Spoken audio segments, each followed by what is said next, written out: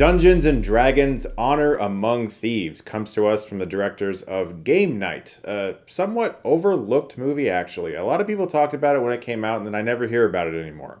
It's really good. So a charming thief and a band of unlikely adventurers embark on an epic quest to retrieve a lost relic, but things go dangerously awry when they run afoul of the wrong people. But before we get into the rest of the review, I do want to give a big thank you to today's sponsor, Surfshark. Surfshark VPN keeps your online identity safe by encrypting all of the information sent between your device and the internet. Their Clean Web feature blocks ads, trackers, malware, and phishing attempts, allowing you to surf the web safely. A VPN makes sure that details like your city, country, and download history can't be linked back to your online identity. Surfshark never monitors, tracks, or stores what you do online. That means no connection or activity logs. In fact, using a VPN like Surfshark helps to secure your personal information when you use free public Wi-Fi, which can be a goldmine for hackers, by masking your IP address, which is essential to protecting your privacy online. And with over 3,200 plus servers in over 100 countries,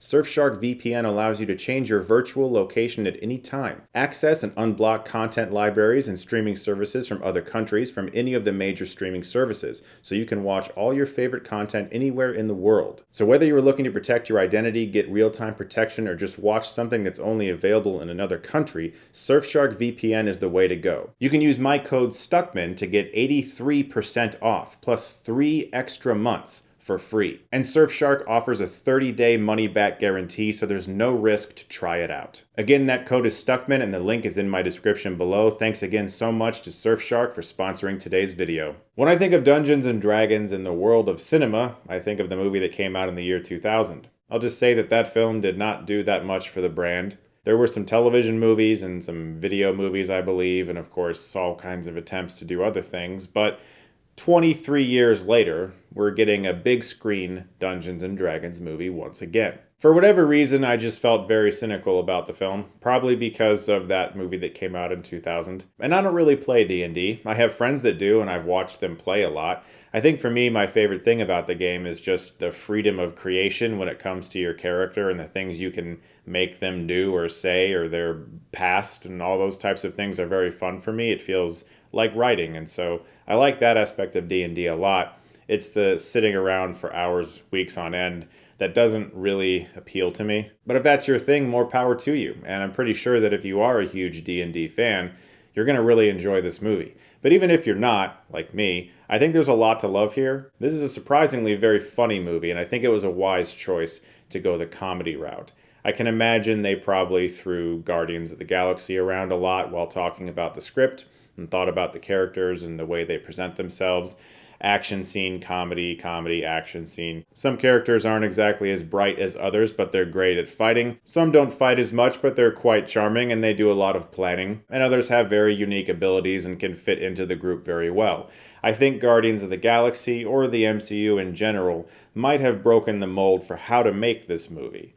I'm of course speculating. But if that's the route they took, it really paid off because not only is this movie surprisingly fast-paced for a 2-hour, 14-minute runtime, I did find myself giving a shit about Dungeons and Dragons: Honor Among Thieves and the characters' goals and what they wanted to accomplish. The directors are also very skillful when it comes to the action sequences, especially any scene where Michelle Rodriguez's character, Holga, is beating the shit out of people. And there's plenty of ingenious death traps in the movie that the characters find themselves caught in. One of my favorites being this labyrinth of moving blocks that goes above ground, in the ground, and underground. And the movie also does a pretty good job of hiding its true nature right in plain sight, meaning that there are characters and choices that happen, villains that sort of appear and disappear into the darkness that aren't always the central focus, but when you look back on the movie, you can see that they were set up to do things they later do in ways that enhance the conflicts between the characters. But putting all that aside,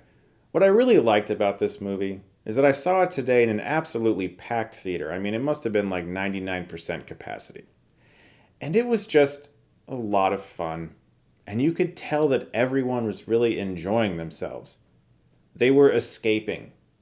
They weren't being hit over the head with lessons learned. They weren't being preached to by a film that viewed itself to be on the moral high ground. They were just having a good fucking time.